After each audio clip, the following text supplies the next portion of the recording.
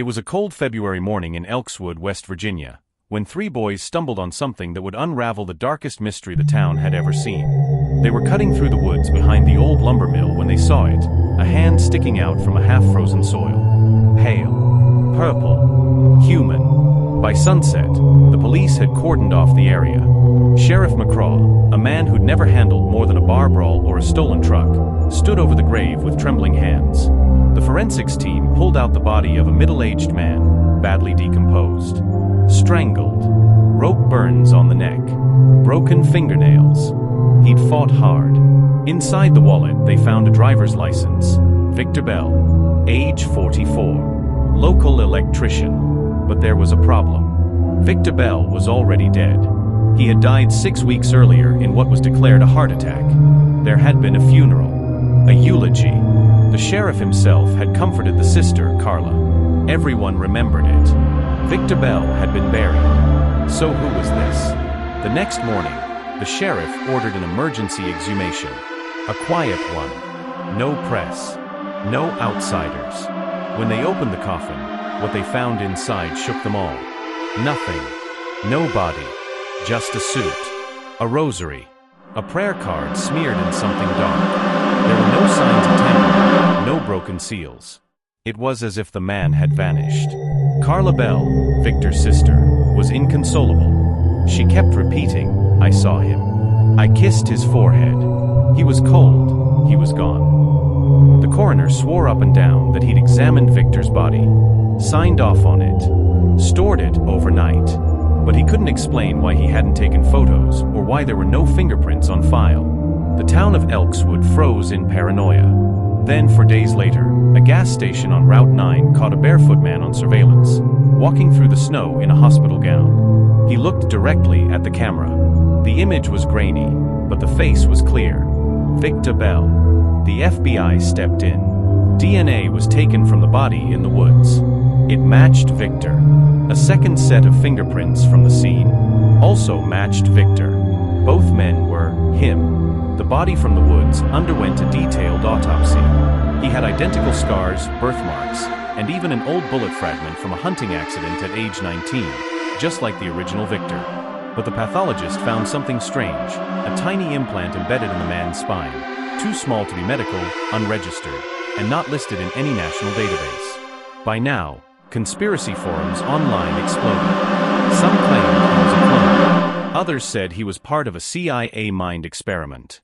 But the strangest theory came from Carla herself. Victor always said he was being watched. That he escaped something back in 2009. He had these journals full of symbols, Latin phrases, stuff I couldn't read. But he was convinced he wasn't supposed to be alive. Investigators found Victor's apartment ransacked. Not robbed. Searched. The only thing left untouched was a hidden notebook behind the refrigerator. It had one name written repeatedly. Dr. Otto Klemper. But Dr. Klemper didn't exist. No records, no license. Just an address tied to a clinic that had burned down in 2010 under suspicious circumstances. Inside the ruins, they found a scorched filing cabinet. Inside it, a single file had survived. Subject number 7, Estimated Return Protocol. Phase 2. Then came another twist. A man claiming to be Victor Bell was arrested in Colorado after trespassing on a military research facility. He refused to speak. No ID. But facial recognition said it was Victor. Again. The man vanished from custody within 24 hours. The FBI called it a processing error. But Carla received a letter 2 days later. No stamp. Just her name, handwritten. Inside, a beach photo, her and Victor, both smiling. The problem? She had never left the U.S., let alone stood on that beach.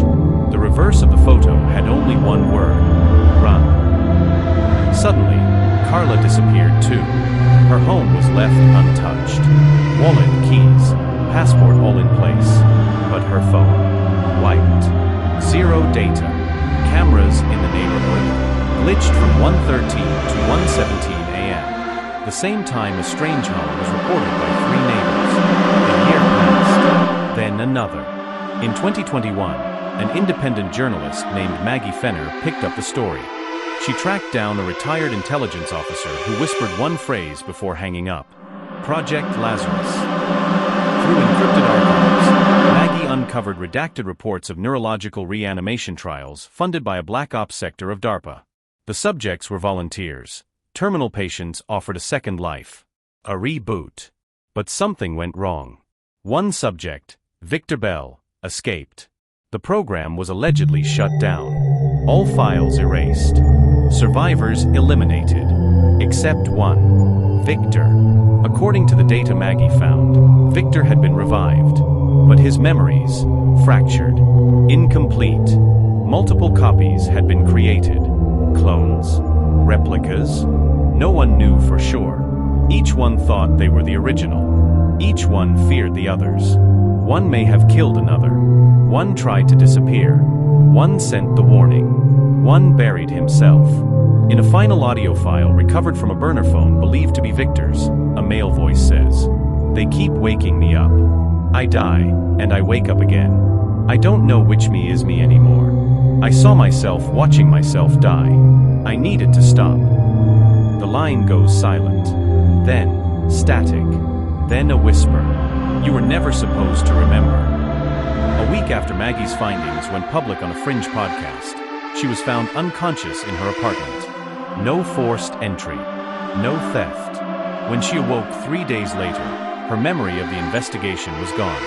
Clean slate. But her recording equipment was missing one file. The Victor Bell episode. Today, Elks remains quiet. The woods have grown back. Victor Bell's grave is filled once more, but this time with cement. No body. Just silence. Was Victor a man who outlived death? A victim of unethical science? A glitch in a program no one was supposed to survive? No one knows. Except, maybe, Carla. If she's still out there. Or maybe she never was. Because in the final seconds of that lost audio file, now leaked by an anonymous source, you can hear a faint voice say, "He's not the only one." Then, static. Then breathing. Then a final whisper. "I buried myself, but I'm still here."